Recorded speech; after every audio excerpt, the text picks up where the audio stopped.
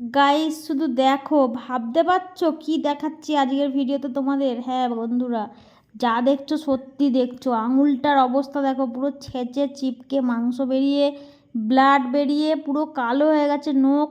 আঙুলটা পুরো ছেঁচে ফুলে গেছে। এরম একটা ভিডিও নিয়ে তোমাদের সামনে আসতে হবে আমি কখনো ভাবিনি। এখানটায় এসেছি সাবধানে থাকবো, কি করব, কিন্তু সেটা আমার আর হবে না। আমার মনে হয় না যে আমি আর ভালো হতে, মানে ভালো হয়ে থাকতে পারবো। আমার মেয়ে আর ভালো হয়ে থাকবে। এবার দেখেছো কেমন শান্ত, কত ভদ্র একটা বাচ্চা। যেন এর মতো বাচ্চা দুটো হয় না পৃথিবীতে। এখনও সব বলবে, হ্যাঁ আমি তোমার কথা শুনবো, তুমি যা বলবা তাই শুনবো। কিন্তু দুদিন পরে আঙুলটা যেই সুস্থ হয়ে যাবে, ও আবার সব গুলে খেয়ে নেবে। কি হয়েছে বলো তো? নিচে খেলা করছিল ব্যাট বল আমার সঙ্গে। খেলতে খেলতে কি মনে করেছে, ঘরে এসেছে, এসে দরজাটা প্লাইবোর্ডের অনেকটা মোটা।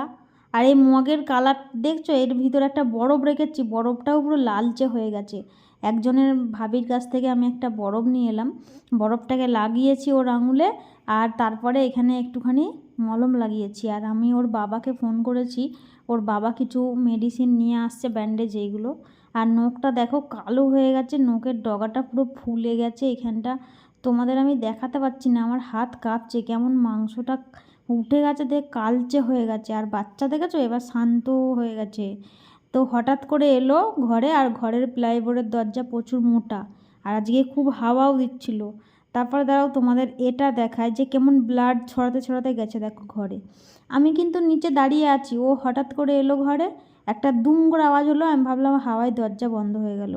তো এদিকে দেখতে পাচ্ছ কত রক্ত ছড়াতে ছড়াতে গেছে। আমি তোমাদেরকে এই বালতিটা দেখাই, কালারটা তোমরা ফোনে অতটা বুঝতে পারছো না। বাথরুমে বালতির জলে এসে হাত ডুবিয়ে বসেছিল ও, আমি তো জানি না যে হাত কেটে গেছে। তারপর আমি দেখতে পাচ্ছি যে ঘরে আওয়াজ হলো, অনেকক্ষণ হয়ে গেল ডোনা আসছে না। আমি হঠাৎ করে ঘরের দিকে গেছিলাম, কারণ ঘরের দিকে গিয়ে দেখছি সিঁড়ি দিয়ে উঠেই এই যে রক্ত ছড়াতে ছড়াতে এই জায়গাটায় সব গেছে। আর আমি ভাবছি এত রক্ত ছড়াচ্ছে কোথা থেকে, ওর হাতটা এমন চিপকে গেছে, ও ভাবছে মা বকবে। তা সেই যে কারণে আমাকে না ডেকে সোজা গিয়ে বাথরুমে হাতটা ডুবিয়ে বসেছিল। আর আমার রুমটা কিন্তু অনেকটা দূরে, মানে টাউন থেকে, মেন টাউন থেকে। সেখান থেকে ওষুধ ফষুধ কিছু নেই, বাড়িতে থাকতো এগুলো, এখানে তো নেই। তারপরে আমি এসে দেখছি শুধু ব্লাড ছড়ানো চারিদিকে। বাথরুমে ডোনা হাত ডুবিয়ে জলের বালতিতে বসে রয়েছে, আর হাতটা পুরো নড়াচড়া করছে, আর জলটা অনেকটা লাল হয়ে গেছে, অনেকটা কালারটা চেঞ্জ হয়ে গেছে। তারপরে আমি হঠাৎ করে এসে বলছি, কী রে কী হয়েছে? দে বলছে, মা আমার হাতটা চিপকে গেছে, আমি তোমায় বলিনি, তুমি যদি বকো। তো তুমি বুঝতে পারছো তোমরা এর কীরকম বুদ্ধি? বড় সড়ো কিছু অ্যাক্সিডেন্ট হলে ও চেঁচাবে না, আমাকে চেঁচিয়ে আওয়াজটাও দেয়নি, ডাকা তো দূরের কথা। আমি এখানে বলছিলাম মুখে, কিন্তু পরে দেখলাম যে পাশে আরও দুজন দাঁড়িয়েছিল। যখন আমার মেয়ের এটা হয়েছিল আমি তখনই ভিডিওটা করতে পারিনি। তা আমি একে ওকে বলছিলাম গিয়ে যে বরফ আছে তো বরফ নেওয়ার জন্য, সেই কারণে দু চারজন মানুষ জমে গেছিলো। তো পরে ভিডিওটা করছিলাম, আর দুটো বাচ্চা মোবাইল নিয়ে দাঁড়িয়েছিল, সেই জন্য কপিরাইট আসবে বলে দিতে পারিনি। আমার একটা জিনিস শুনে এত মাথায় রাগ উঠে গেছিলো, তোমরা ভাবতেও পারবে না। তোমরা ডোনাকে আমি বলছি, তুই কেন এগুলো করলি, আমায় ডাকলি না? ও আমায় একটাই কথা বলেছে, মা তোমার পরীক্ষা নিচ্ছিলাম, তুমি আর বাপি আমায় কতটা ভালোবাসো, ওই জন্য হাত চিপকে গেছে, আমি বলিনি। আর আমি এদিকে বলছিলাম যে বাবা তোকে আমি জন্ম দিয়েছি, বাবা আমি তোকে ভালোবাসি, একটা মেয়ে তুই আমাদের। সব তো চলে গেছে আমাদের জীবন থেকে, আনন্দ হাসি আপনজন প্রিয়জন যারা ছিল, তোকে নিয়েই তো এখন বেঁচে আছি আমরা। তুই এগুলো কি বুদ্ধি, এইটুকু বয়সে যদি বাবা মাকে পরীক্ষা নেওয়ার জন্য রক্তক্ষরণ করতে হয়, মানে নিজের জীবন বাজি রাখতে হয়। তারপরে এই জায়গাটায় আমি বলছিলাম, ঠিক করে বল যে কী জন্য হয়েছে। তো ও বলছিল দেখো যে আমি বাবা মা কতটা ভালোবাসে পরীক্ষা নিচ্ছিলাম। তো এটা শুনে আমার আরও রাগ উঠছিল মাথায়। তো ওকে বকতেও পারছি না, যেহেতু হাতটা অনেকটাই ক্ষত হয়ে গেছে। আর ওর বাপি নিয়ে আসবে ব্যান্ডেজ মেডিসিন সব কিছু। আর ততক্ষণ আমি কি করলাম, বরফের একটা ডলা নিয়ে এসে ওর হাতে অনেকক্ষণ থেকে কিন্তু বরফ দিয়েছি, প্রায় আধা ঘন্টা মতো জলে ডুবিয়ে রেখেছিলাম। তারপরে এখানে একটুখানি একটা ভাবে জেল দিল, ওই জেলটা লাগিয়ে রেখে ওকে শুইয়ে দিয়েছি। আর এখন ও কত শান্তশিষ্ট হয়ে গেছে, না হলে এত দুষ্টুমি করে, এত দুরন্তপনা করে তোমাদের বোঝাতে পারবো না। তো তারপরে আমি ভয়েসটা আমি তোমাদের দিচ্ছি, আর এই দেখো একদম টাটকা ব্লাড বেরিয়ে যাচ্ছে। এই জায়গাটা থেকে দেখতে পাচ্ছ নখের পাশ দিয়ে। তো ভিডিওটা অনেক কটা দিন আগেকার, তো এখন আপাতত বর্তমানে নখটা পচে গিয়ে উঠে গেছে। আর এই যে আঙুলটা এরকম যে মাথাটা নখের গাছটা ফুলে ওরকম ফুলেই আছে। তো সত্যি কথা বলতে ডোনাকে ছোট বুঝবে কি জানি না, ডোনাকে আর ওকে বাবা আমাকে নিয়েই ওর বাবাও বেঁচে আছে, আর ডোনাকে আর বাবাকে নিয়েই আমিও বেঁচে আছি। আমাদের আমরা তিনজন ছাড়া আর কিন্তু কেউ নেই। আর তোমরা যারা আমার ফ্যামিলি মেম্বার আছো তাদেরকে নিয়ে চলছি। তো আমার এত খারাপ লাগছিল, খুব কষ্ট হচ্ছিল ডোনার এই কথাটা শুনে। তো আমি এইটুকুই বলবো, ডোনা তোকে অনেক ভালোবাসি আর সারা জীবন বাসবো, কারণ আমরা যে কষ্টটা পেয়েছি সেই কষ্টটা করব না। আর বাবা মা হয়ে ছেলে মেয়েকে কখনোই কিন্তু অবহেলা করে ছুঁড়ে ফেলে দিতে নেই। তাতে ছেলে মেয়ে সব তো সমান হয় না, 5টা আঙুল তো 5টা ছেলে মেয়ে 5 রকমের হয়। তো এই জায়গাটায় আমি এই একটা মেসেজ এলো ইউটিউব থেকে, মেল এলো, দেখছিলাম। আর আমার কান্না পেলেও আমি কিন্তু কাঁদতে পারছিলাম না আজকে, কেন জানো? কারণ আমার মেয়ের একটা কথাতেই আমি পুরো বোবা হয়ে গেছিলাম। আর এখানে একটা কথাই মনে হলো যে আমার মেয়ের আজকে, আমার এই যে বিদেশে এসে পড়ে আছি কত দূরে, কেউ তো নেই যে কাউকে দেখবো, তো এই যে দুঃখ কষ্ট, আমাদের কিন্তু দুঃখ কষ্টের কেউ ভাগ নেয় না। আসলে গরিব মানুষের জীবনের কোনো দাম হয় না, সেটা আমরা বুঝে গেছি।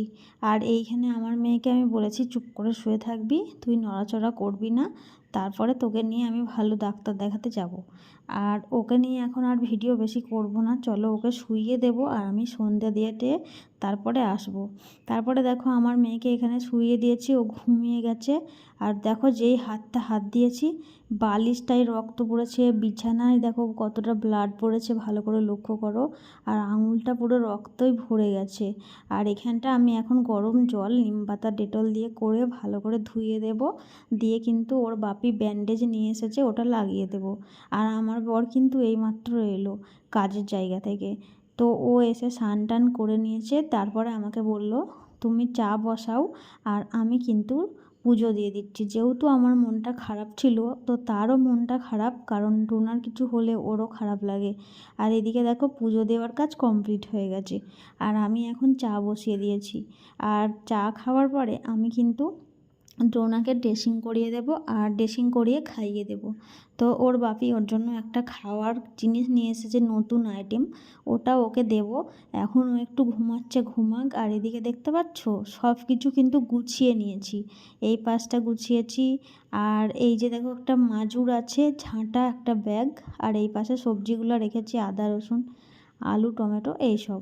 আর এইদিকে দেখতে পাচ্ছ দুটো গ্লাসে আমি কিন্তু লেবু দিয়ে দিয়েছি, লেবুর রস, তোমরা বুঝতে পারবে কারণ এখানে লিকার চা হচ্ছে, দুধটা ফুরিয়ে গেছে। আর দুধ ছাড়া কিন্তু লিকার চা খেতে গেলে আমাদের লেবু লাগে, তো সেই কারণে চা বানাচ্ছি। আর এইদিকে দেখতে পাচ্ছ আমার কিন্তু আমের চাটনি বলতে পারো বা টক বলতে পারো, ওটাই করেছি একদম আঠালো আঠালো করে দুপুরবেলা। আর এখানে কিন্তু শুক্তো রান্না করেছিলাম। আমার বর এখনও কিন্তু খায়নি দুপুর থেকে, ওকে কিন্তু এখন সন্ধ্যাবেলায় চা এগুলো খেতে দেব, তারপরে রাতের জন্য আর কিছু করব না। আর এই যে ফিল্টারটা এখানে এরকম করে রেখে দিলাম। তো আমার বরকে এখন চা দিয়ে দিয়েছি, ও চা খাবে আর আমিও চা খাবো, তারপর কিন্তু ডোনাকে উঠাবো। আর ও কিন্তু চাটা খেলো, তারপরে বলছে হ্যাঁ খুব ভালো হয়েছে। তো বিট নুন দিলে একটু ভালো লাগতো, বিট লবণ, তো বিট লবণটা এখানটায় নেই। আর 3টে গ্লাসে আমি ভুল করে চা ছেঁকে ফেলেছি। তো এই যে দেখো ওর বাপি কিন্তু ওর জন্য একটা কী নিয়ে এসেছে নাম জানি না, তবে একটা সেই ঢাকাই পরোটা টাইপের এরকম। আর ও বলল আমি একটুখানি গরম চা খাবো, দুধ খাবো বলেছিল, বাট দুধটা নেই আজকে, আমল দুধই গুলিয়ে খাওয়াই। আর এই জন্য একটু চা ছিল বেশি, ওটাই দিলাম। আর হাতটা দেখছো রক্তে পুরো ভরে গেছে। আর এই পাশটা এখন ধোয়াতে গেলাম, ও খুব কান্না করছে, তো আগে খাইয়ে নিই তারপরেই ধোয়াবো, নাহলে কান্নাকাটি করে বেচারা নাজেহাল হয়ে যাবে। আর ও খুব কষ্ট পেয়েছে, চোখ মুখগুলো দেখে বুঝতেই পারছো, আঙুলটাও সোজা করতে পারছে না, ছোট মানুষ তো। তো বেশি কিছু বলবো না এটা নিয়ে আমি ওকে, তো এইটুকুই বলবো তোমরা অনেক আশীর্বাদ করো যেন আমার মেয়ে তাড়াতাড়ি সুস্থ হয়ে উঠতে পারে, ভগবানের কাছে প্রে করো, বাচ্চা মানুষ তো কষ্ট হচ্ছে। আর আমি তো কাজ নিয়ে আছি, তাই ওকে সবসময় টাইমও দিতে পারছি না। তো ভিডিওটা এখানেই শেষ করব, সবাই ভালো থাকবে, সুস্থ